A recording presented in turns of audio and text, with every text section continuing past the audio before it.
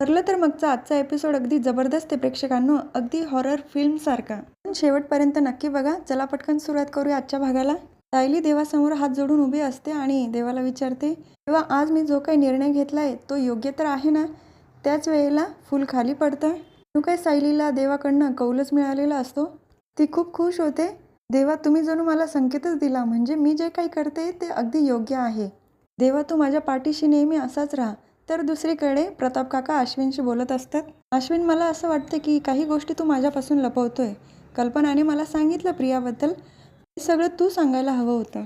अश्विन म्हणतो, ही गोष्ट तुम्हाला सांगावी असं मला नाही वाटलं, आणि त्या बाईबद्दल काही न बोललेलंच बरं, कारण तिच्याबद्दल माझ्या आयुष्यामध्ये आता काहीच जागा नाही. नाव जरी घेतलं ना तरी मला त्रास होतो. तेव्हा प्रताप काका म्हणतात, हे सगळं तू मनापासून तर बोलतोय ना? तुझ्या मनात अजून वेगळं काही नाही ना? अश्विन म्हणतो, नाही डॅड, मी अगदी मनापासून बोलतोय, आणि ती बाई आणि मी कधी एकत्र येऊच शकत नाही. तिचं नाव जरी काढलं तरी माझी चिडचिड होते, म्हणून एकत्र येण्याचा प्रश्नच नाही. तेव्हा प्रताप काका म्हणतात, किती दिवस या गोष्टीचा त्रास करून घेशील स्वतःला? तू आता तुझा पण विचार केला पाहिजे. एकट्याने आयुष्य जात नाही. तुझ्या आयुष्यात दुसरं कोणी असेल तसं सांग, नाहीतर विचार तरी कर. अश्विन पण सांगत असतो, नाही डॅड, मी अजून या गोष्टीबद्दल काहीच विचार केलेला नाही. प्रताप काका म्हणतात, तुला जर कधी माझ्याकडे मन मोकळं करावं असं वाटलं तर मी नेहमी आहे. माझ्या खांद्यावर डोकं टेकून तू तुझं मन मोकळं करू शकतो.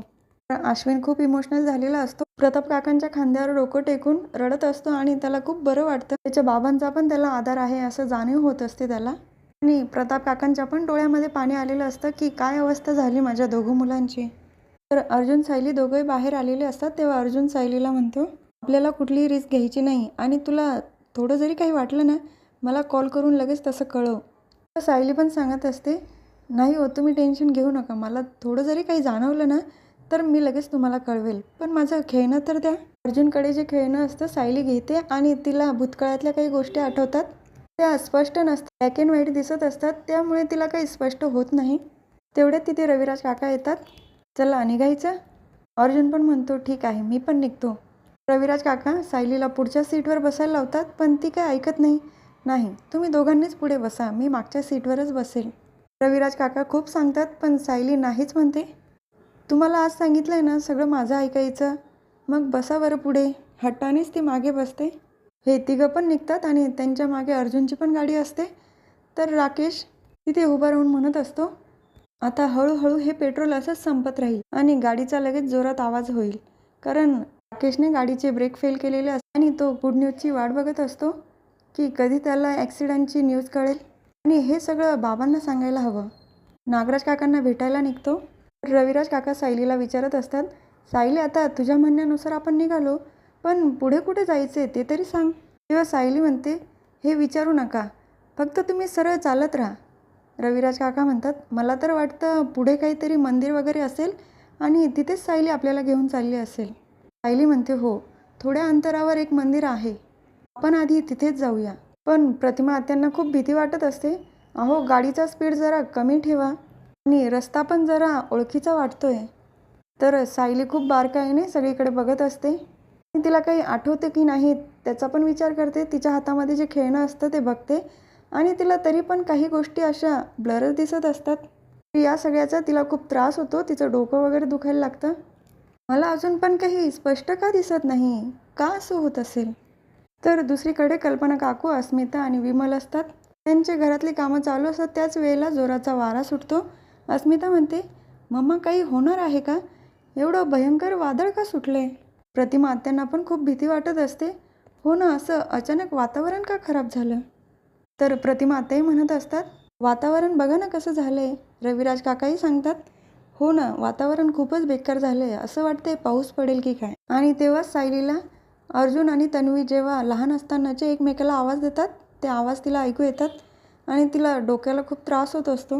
हात लावूनच बसते, मला असं का होतंय, अजून पण का नाही दिसत आहे मला सगळं. तर दुसरीकडे मधुभाऊंना पण जाणवत असतं की सायली संकटात, आणि ती रविराज किल्लेदारांची मुलगी आहे. ते कुठल्याही परिस्थितीत त्यांना सांगितलं पाहिजे. पण मधुभाऊंना तर काही बोलता येत नाही. त्यांच्या डोळ्यांच्या पापण्या सतत हलत असतात. त्यांना खूप काही सांगायचं असतं, पण सांगता येत नाही. तर दुसरीकडे सायली लहान असताना जशी मागे वळून बघायची, तसंच काचेच्या बाहेर बघत असते, आणि अर्जुन पण मागेच असतो. पण ती कुठल्याच गोष्टी क्लिअर दिसत नाही. प्रतिमा आत्यांना तर खूप भीती वाटत असते. तर राकेश आणि सचिन नागराज काकांना भेटायला आलेले असतात. राकेशने जे काही केलं ते सगळं सांगतो. आता बघा थोड्याच वेळात आपल्याला कशी गुड न्यूज ऐकायला मिळेल. नागराज काकाही म्हणत असतात, हे सगळं एवढं सोप्या पद्धतीने होईल असा विचार पण नव्हता केला आणि तू सगळ्या गोष्टी अचूक साधल्याय. त्या गोष्टी एवढ्या सहज होतील वाटलं पण नव्हतं. तू करून दाखवलंस. थोडे दिवस मी मेहनत घेतली, आता ती कुठे सार्थकी लागेल. आता मला जरा बरं वाटतंय. तेव्हा राकेश पण म्हणत असतो, थोड्याच वेळात आपल्याला बातमी ऐकायला मिळेल की पूर्ण कुटुंब संपलंय आणि ॲक्टिंग करून दाखवत असतो. तिघं पण खूप हसत असतात या गोष्टीवर. तर दुसरीकडे अर्जुन पण मागावरच असतो आणि त्याला खूप टेन्शन आलेलं असतं. सगळं व्यवस्थित तर होईल ना. आणि त्यांनी तसं सायलीला सांगितलेलं पण असतं, काही त्रास होत असेल तर मला कळव. तर प्रतिमा आत्या रविराज काकांना म्हणत असतात, गाडी जरा सावकाश चालवा. आणि रविराज काकांच्या लक्षात येतं की ब्रेक लागत नाही आहे. ते पण सांगतात आता काय केलं पाहिजे, पण ते प्रतिमा आत्यांना लगेच काही सांगत नाही. ते म्हणतात, हो माझ्याकडनं जेवढं स्लो चालवता येईल मी तेवढं चालवतो आहे, तू टेन्शन घेऊ नकोस. त्याच वेळेला ॲक्सिडेंटचे काही सीन सायलीला दिसतात, पण ते अस्पष्ट असतात. तर दुसरीकडे पूर्णाजींना स्वप्न पडत असतं की तन्वी संकटात आहे आणि त्या सगळ्या हॉलमध्ये फिरत असतात तन्वीला आवाज देत, माझी तन्वी कुठे, ती संकटात आहे, तिला वाचवा कुणीतरी, ती मला आवाज देते. पूर्णाजीच्या आवाजामुळे अश्विन, कल्पना काकू, अस्मिता, विमल सगळेच त्यांच्याजवळ धावत जातात. तर पूर्णाजी डचकून उठलेले असतात, तन्वी कुठे, ती संकटात आहे.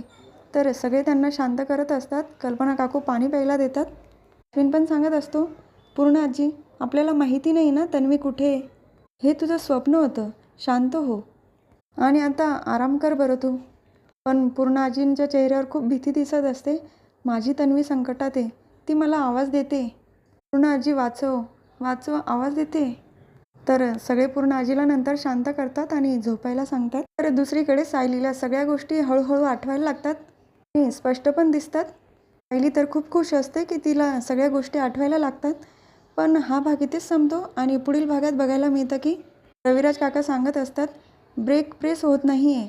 अर्जुन तर खूप घाबरलेला असतो की हे काय होऊन बसलं आणि तो सारख्या इन्स्ट्रक्शन देत असतो, हँडब्रेक दाब हँडब्रेक दाब. रविराज काकांचं काही लक्ष नसतं अर्जुनकडे. तर रविराज काका, प्रतिमा आत्या आणि सायली तिघं पण खूप घाबरलेले असतात. आता नक्की काय होईल. सायलीला सगळं आठवायला लागलंय, पण या ॲक्सिडेंट रिक्रिएटमुळे सायली आणि तिचं बाळ व्यवस्थित तर राहील ना. आणि रविराज काका, प्रतिमा आत्या त्यांना काही होणार तर नाही ना. पुढचे भाग बघायला पण खूप इंटरेस्टिंग असणार आहे प्रेक्षकांनो. तेव्हा आजचा व्हिडिओ आवडला असेल तर माझ्या व्हिडिओला लाईक करा, शेअर करा, सबस्क्राईब करा, बेल आयकॉन दाबायला विसरू नका आणि सर्वात महत्त्वाचं म्हणजे काळजी घ्या. धन्यवाद.